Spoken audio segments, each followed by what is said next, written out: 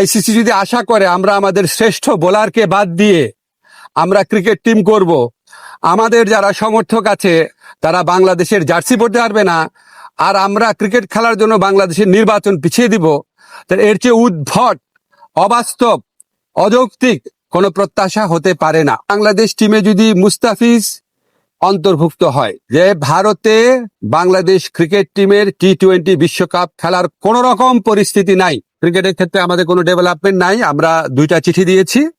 চিঠি দেওয়ার পর আমরা আইসিসির যে উত্তর সেটার প্রত্যাশা করছি। এর মধ্যে একটা জিনিস ঘটেছে আপনাদের আমার জানানো প্রয়োজন, সেটা হচ্ছে আইসিসির যে সিকিউরিটি টিম আছে, সিকিউরিটি দায়িত্বে যারা আছে, তারা একটা চিঠি দিয়েছে। সেই চিঠিতে বলা হয়েছে 3টা জিনিস হলে বাংলাদেশ টিমের নিরাপত্তা আশঙ্কা বাড়বে। একটা হচ্ছে বাংলাদেশ টিমে যদি মুস্তাফিজ অন্তর্ভুক্ত হয়, 2 হচ্ছে বাংলাদেশ যে দলের যে সমর্থকরা আছে ওনারা যদি বাংলাদেশের জাতীয় যে জার্সি আছে, আমাদের ন্যাশনাল জার্সি আছে, এটা পরে যদি ঘোরাফেরা করে। আর 3rd হচ্ছে ইলেকশন যত এগিয়ে আসবে তত নাকি বাংলাদেশ দলের নিরাপত্তা আশঙ্কা বৃদ্ধি পাবে। তো আইসিসি সিকিউরিটি টিমের এই বক্তব্য সন্দেহাতীতভাবে প্রমাণ করেছে যে ভারতে বাংলাদেশ ক্রিকেট টিমের টি-20 বিশ্বকাপ খেলার কোন রকম পরিস্থিতি নাই।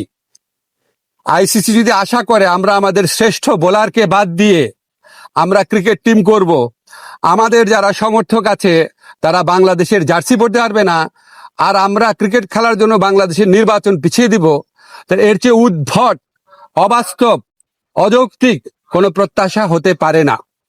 আমরা মনে করি ভারতে যে উগ্র সাম্প্রদায়িক পরিস্থিতি বিরাজ করছে এবং বাংলাদেশ বিদ্বেষী যে পরিবেশ বিরাজ করছে, বিশেষ করে গত 16 মাস ধরে বাংলাদেশ বিদ্বেষী যে অব্যাহত ক্যাম্পেইন চলেছে, এটার প্রেক্ষিতে বাংলাদেশের পক্ষে ভারতে ক্রিকেট খেলা অসম্ভব ব্যাপারে পরিণত হয়েছে। মুস্তাফিজের পর্ব এবং এরপরে আপনাদের যে চিঠির কথা বললাম সেটার মাধ্যমে এটা সন্দেহাতীতভাবে প্রমাণিত হয়েছে।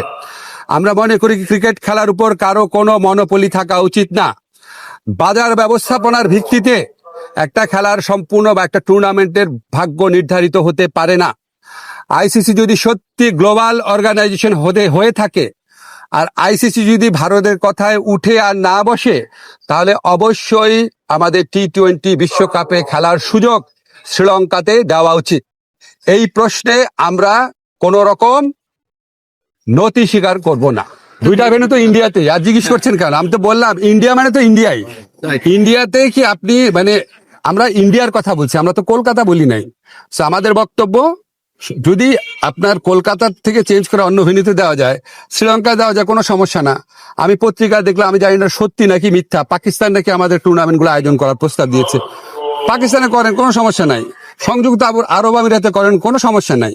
কিন্তু যেখানে আমাদের দলের একটা প্লেয়ারকে খেলার পরিবেশ নাই, এই উগ্র সাম্প্রদায়িক শক্তির কাছে মাথা নত করে ভারতের জাতীয় ক্রিকেট বোর্ড, ন্যাশনাল একটা অথরিটি, তারা যখন বলে তাকে এখানে খেলা না হোক, এর চেয়ে বড় প্রমাণ আর কি আছে আইসিসির সামনে? বুঝলাম না।